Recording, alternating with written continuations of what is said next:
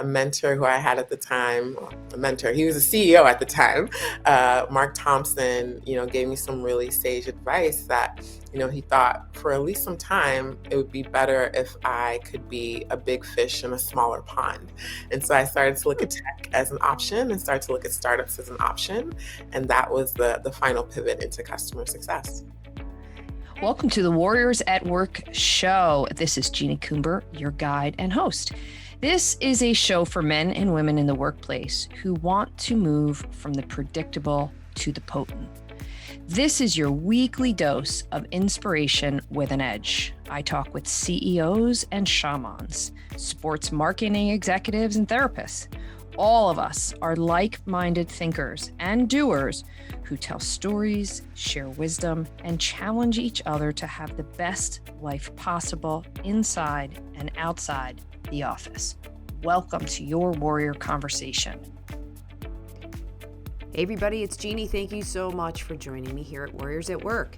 Today's guest, Ejieme Eromosele, believes in the power of customer relationships, not just as a business leader, but as a force for transformational growth. With a career spanning leadership roles at Accenture, PwC, and the New York Times, and a track record of scaling startups and building high-performing customer teams, she has literally mastered the art of turning potential into results.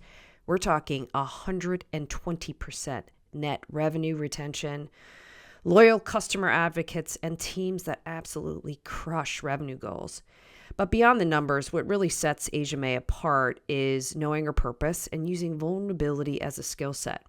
Whether it's mentoring Black professionals through her organization, Success in Black, or helping founders find their edge, Ejieme is driven by a mission to empower, connect, and create value that lasts.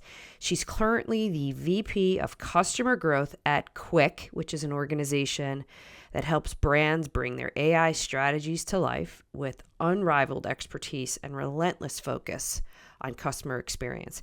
So join me as we dive into the world of Ejieme.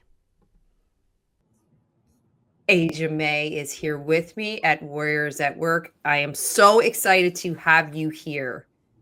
Thank you so much, Jeannie. I'm so excited to be here. We've known each other for, I don't know how many years. So since really 2019. Really proud and honored to finally make it on your show. I know. And we've been talking about this for the last couple of months. So I'm so thrilled to get into this with you. You have so many unique perspectives and ideas that I just can't wait to bring out in this conversation. And where I want to start is, you're known in the business world for your deep expertise in customer success. Anybody who follows you on LinkedIn can see all of the power and influence that you have in that space. But I want to talk about the person behind the label of this customer success expert. I want you to describe for me Ejieme inside the office, but also outside the office. Who are you? I love that question. It's so deep. It takes me to the core. I think starting with inside the office, I'm someone who really thrives on strategy, but then seeing that through execution. I love solving problems. Maybe this was in my growing up in management consulting and being a professional problem solver. But now I get to do that for some really amazing customers and well-known brands across the world. I love designing engagement models with those customers that really deliver value and drive revenue. And I think I'm also equal parts analytical, but very human and people oriented. I have and believe in high standards, but also in creating safer places for people to grow. And I really love empowering people and working collaboratively to meet our shared goals. Outside of the office, I think in general, I'm just a deeply curious person. I love to learn. Maybe it's because my dad was an elementary school teacher. Maybe he just drilled that into me. Yes. He worked at the New York public school system for 30 years. So maybe I get that from him. Hi, Dad.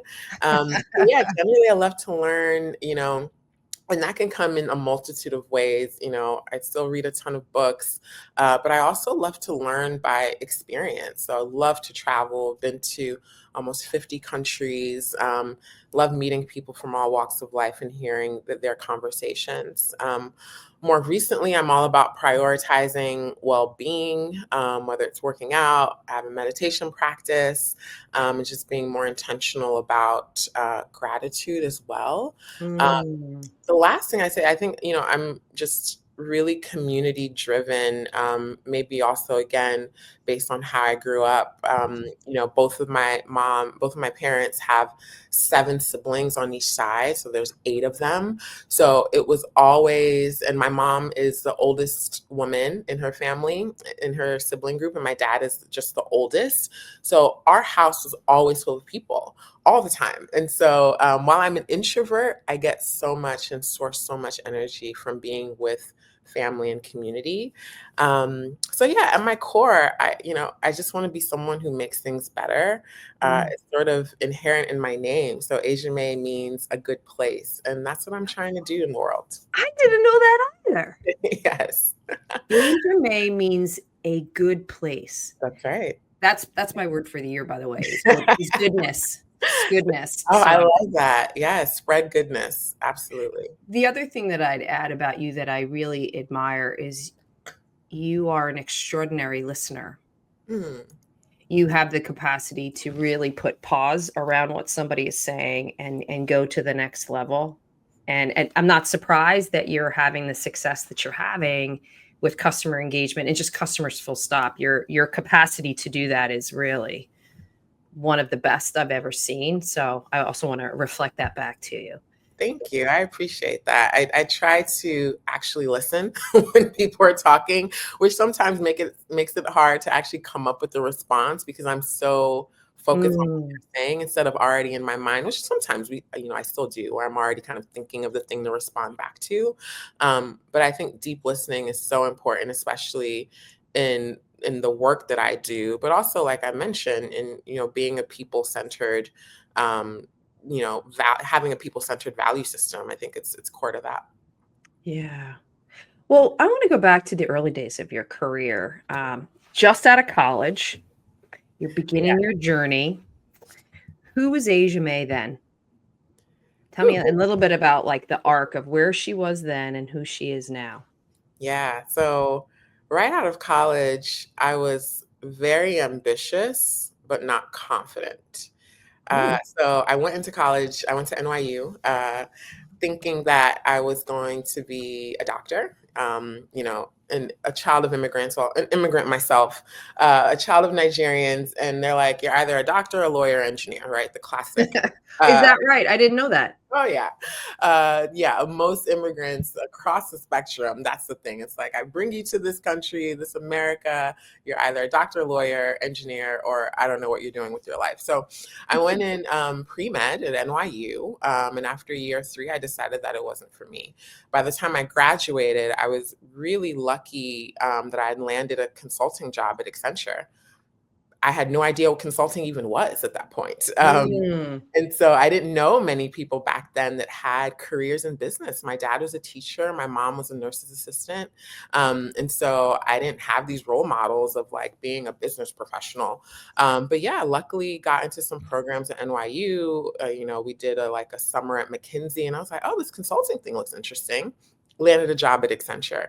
And so, I knew that I wanted to have an impact, and I thought that this was going to be a great way to do that. And didn't realize just how true that was. So, still early on, I valued learning and adaptability. So I was open to different industries and roles and opportunities. A good example of that is while I was at Accenture, I ended up taking a 4-month sabbatical to run a 1-year-old social enterprise that a friend had started in Hmm. Ghana. It was totally unplanned, but when the opportunity presented itself, I just couldn't say no. And at that point, I again knew I wanted to have an impact, and I thought maybe that impact was going to be somewhere back in the continent of Africa, maybe Ghana, and maybe back home in Nigeria. I just didn't know. But looking back at the early days of my career, I was just so hungry and ambitious and was just open to trying new things. How did your parents and your family react to you switching gears? Massive disappointment. Yeah, I think they were disappointed that I wasn't going to pursue the path of medicine. But I think that they trusted that I would still land in a place where I could, you know, develop a life for myself and Mm. obviously feed myself. But yeah, there was definitely disappointment there that I had to deal with. And so fast forward to today, here you are, this customer success expert. Why did you choose that path? So how did you switch into this, or how did this all manifest? Yeah, I mean, it wasn't intentional. It wasn't an intentional choice at first, for sure. Looking back, though, it makes perfect sense. I've always been drawn to roles that blended strategy, problem solving, relationship building, and customer success has all of those components. You know, my first job at Accenture just so happened that the very first project I was on was New York City 311. So, for folks that aren't familiar, it's just basically a way for local and state and city governments to connect with their people through a elevated customer experience. So it was a call center that Accenture had created for the New York City government. And that was my first foray into working in customer experience and customer service. And that was just by luck of the draw. And so since then, I've just been really passionate about having great customer experiences drive business growth. And so, yeah, it just happened to be that I landed into that very early in my career. And the pivot into customer success, specifically for SaaS and B2B tech companies, was off of the back of my tenure at the New York Times.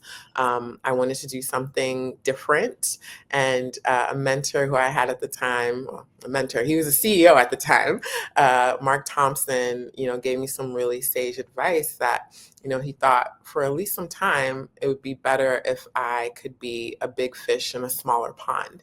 And so I started to look at tech as an option and started to look at startups as an option. And that was the final pivot into customer success. I'm kind of curious, what is it that you think differentiates you as an influencer and just a key thought contributor in this space? Well, first of all, I still have to giggle to hearing that word as influencer, but I'm going to own it. I think for sure I have influenced people. The immediate example that comes to mind is the community I created, Success in Black, which is a platform to advocate for more inclusion in customer success and in tech. But this actually has paved the way for many more offshoots of other communities like the South Asian success community, Latinas in success, and a just newly formed Asia Pacific success community. So I'm really proud that, me taking that courageous step to create something like Success in Black can now influence and inspire others to do the same. And I think what differentiates me is my ability to think outside of my own world. This was Mhm. something that growing up, for let's say good or bad, was always something I had to deal with. I was often kind of off daydreaming about other things. And while it can be bad to sort of have to put yourself outside of your own world, and I do still struggle to kind of tap into my own emotions, I think what that meant is that it's quite easy for me to take someone else's perspective. And Mm. so for business, it's been easy for me to like look across silos and see what my peers are doing and try to see how that could help in what I'm trying to achieve. And so as a thought leader, I hope that I'm bringing new and interesting concepts and perspectives to old ways of doing things or old ways of thinking.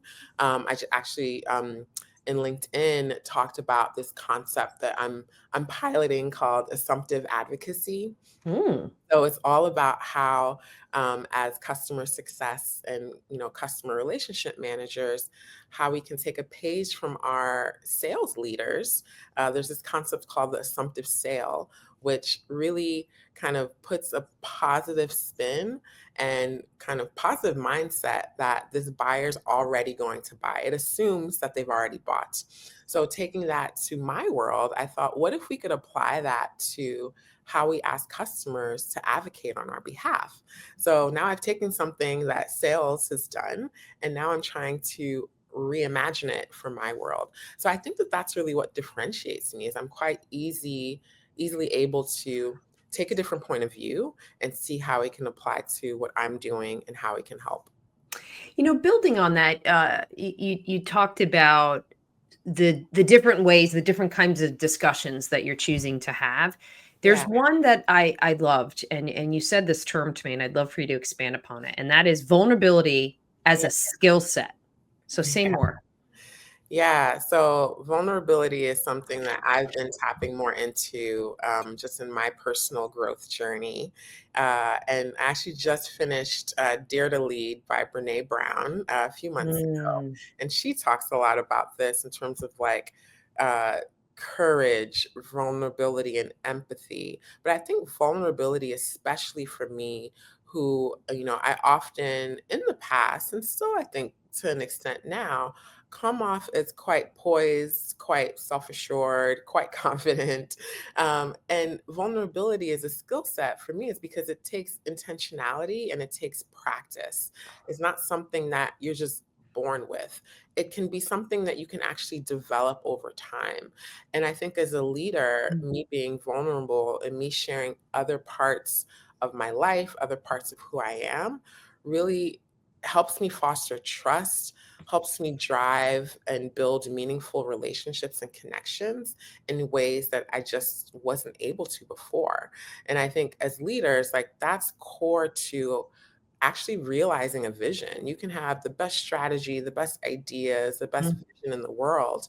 But if you can't have that connected level with people, it's going to fall short. So that's one thing that, I really am trying to do now.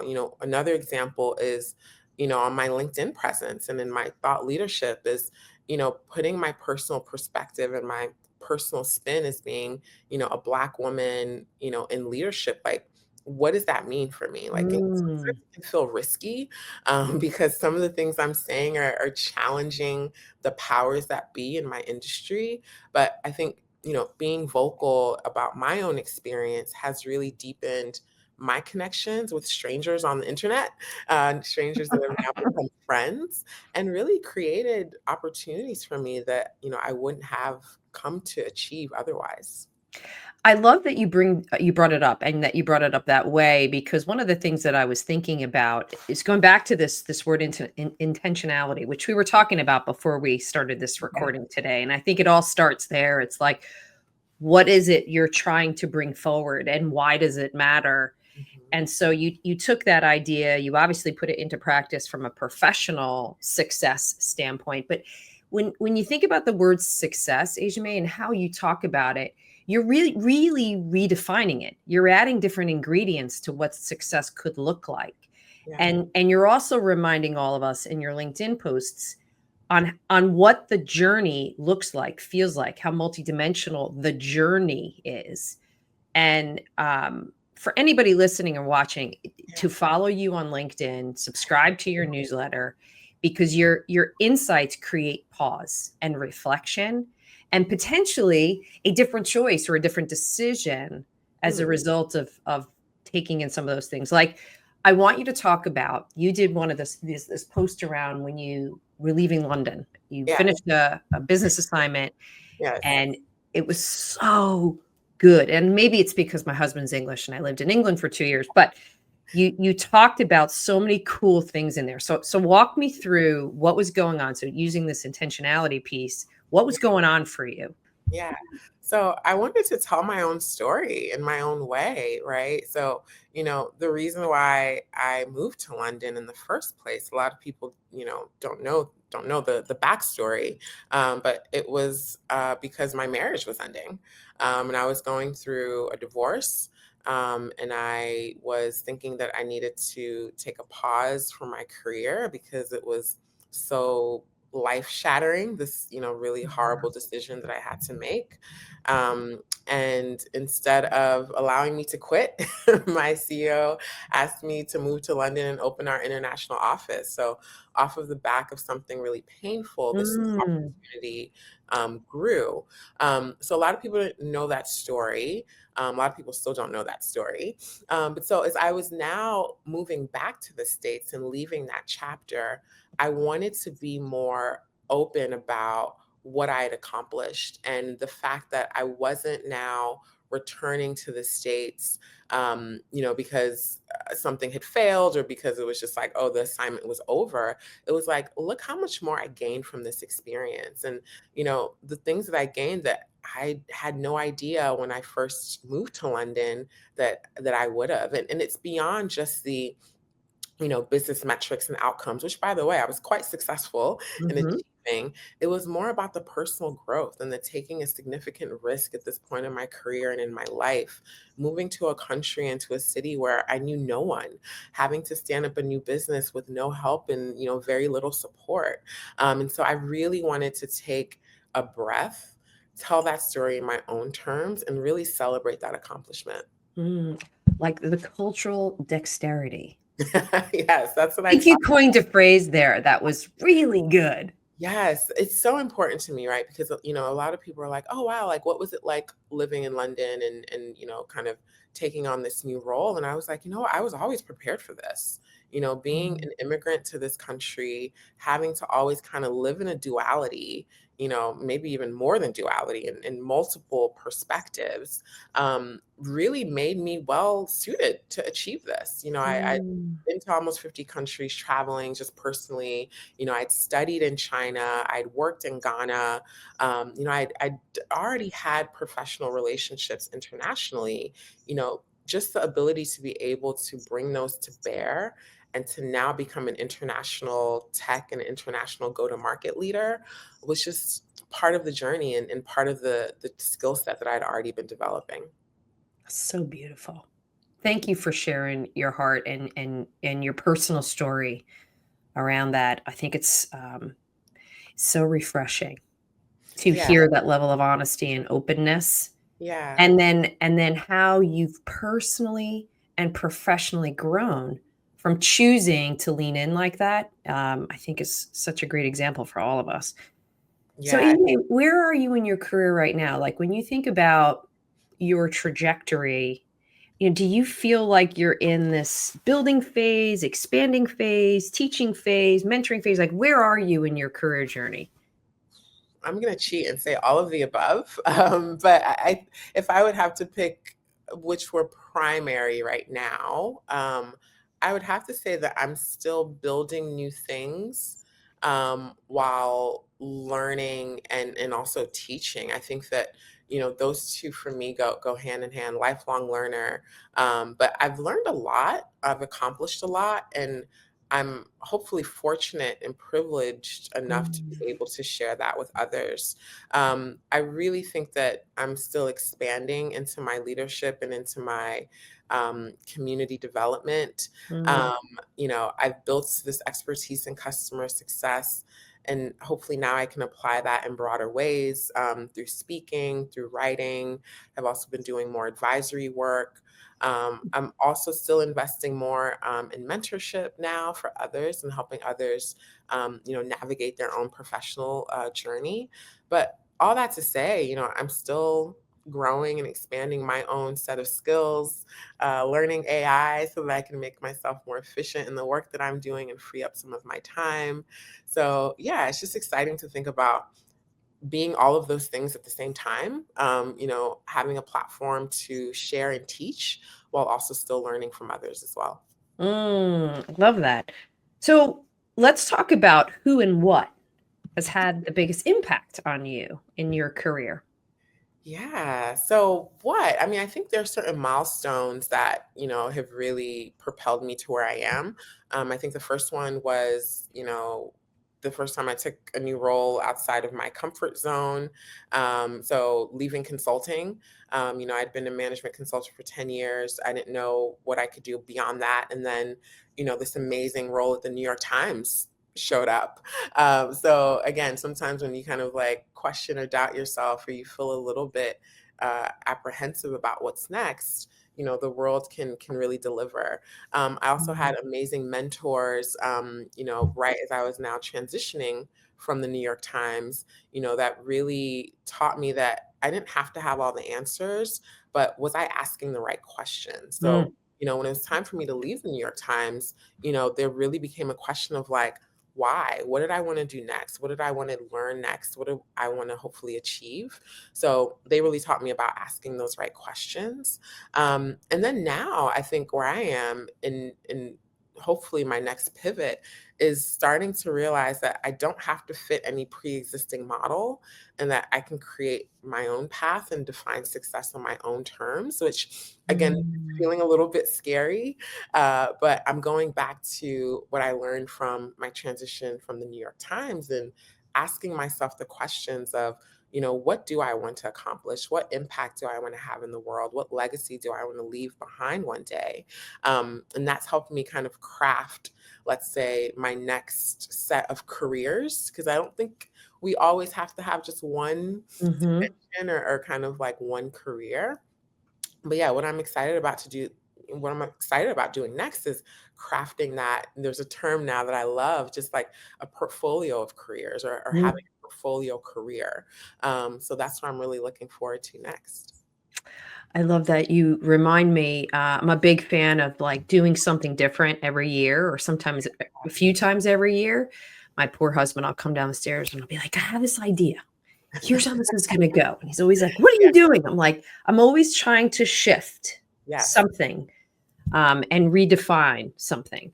Yes. So, so who are you inspired by right now? Like, who are you following? Who are you looking to for to feel full? Oh gosh. So my B school bestie, business school bestie, Lola Bakare, she's amazing. She just published her first book, Responsible Marketing, Mm. really shaking the table and challenging marketers to really set culture and have a responsibility when it comes to the organizations they represent, but society as a whole. Really, really groundbreaking work that she's doing. And she's a dear and personal friend. So I'm just privileged that I get to just like text her and call her and be like, hey, Lola, I'm thinking about this. And she's like, have you thought about it this way? Like, she's just an amazing, amazing Mm. person. And again, really privileged that I get to call her my dear friend. Other people that I'm not as close with, but I am following and learning from, Lovey Ajayi. She's also another Nigerian American. I think her first book was called Professional Troublemaker, which just Mm. love that. Like that resonated with me so much. But she's like a constructive agitator, I would say. So Ooh. helps us think about and challenge like, why are we doing things the way that we're doing, and how do we hold ourselves and each other to higher standards. Love her work. And then the last person I would say, actually, Dan Harris. So he was a former Yep. ABC News anchor and pivoted to podcast host and writer. And I have been subscribed and following his work on the 10% Happier podcast for years now, actually by recommendation of my former therapist. But I just love even the concept of just even 10% happier, right? Like everyone's like, I want to be happy. But like that's such a lofty goal. And like, Yeah. yes, we all should be happy. But what if we could just be a little bit happier? And so yeah, just love his framing and the guests that he has and the way that he talks about these concepts. So that's another person that I'm really following and still learning from. So where I want to end our conversation is we talked about so many different things. What do you want to leave us with? What do you want to make sure that anybody's listening and watching this knows about you, knows about your journey, or feels something? What's most important for you? Yeah, right now now that I'm back in New York, what I'm still interrogating is how to redefine success for myself. And it's not the end goal, but the journey, and really for me now, like who I'm bringing along with me, right? So reconnecting with friends and family, building new relationships and connecting with new people. So really for me, it's like, how do I think about how I'm showing up along that journey? So yeah, I don't know that I have like a real compelling end because I'm still trying to figure it out for myself. But really, there's no destination, right? It's Mm. I think that's what you're leaving us with, is a reminder of the power and the beauty in the journey. And I yeah, think, we're also success minded, which often associates with a promotion or, some particular goal, a that's goal right. achievement. And I think what you've highlighted for us is there's so much here around the power of the revealing who we are, why we do what we do, and then what the learnings are around that. Yeah. I feel so grateful to have reconnected with you when you were in England, and so grateful for you sharing your story and your heart here with us. Really means a ton to me to have you here, Ejieme. So thank you. Thank you for having me, Jeannie. No, really appreciate the time and the platform to share my story. Thank you for joining me for another episode of the Warriors at Work show. If you are interested in learning more about what we do at the Warriors at Work show and platform, be sure to go over to my website, Jeannie Coomber, and subscribe to my monthly Warrior Playbook newsletter. I share everything that I'm up to month by month, as well as some lessons and insights that I've learned. I'm also interested in hearing any feedback you have about this conversation or future topics. So reach out to me directly on jc@jeanniecoomber.com or on LinkedIn. Be sure to tell your friends and your colleagues about this Warriors at Work conversation. Subscribe, review, and rate us. It's the best way to get this message out into the world. Be well.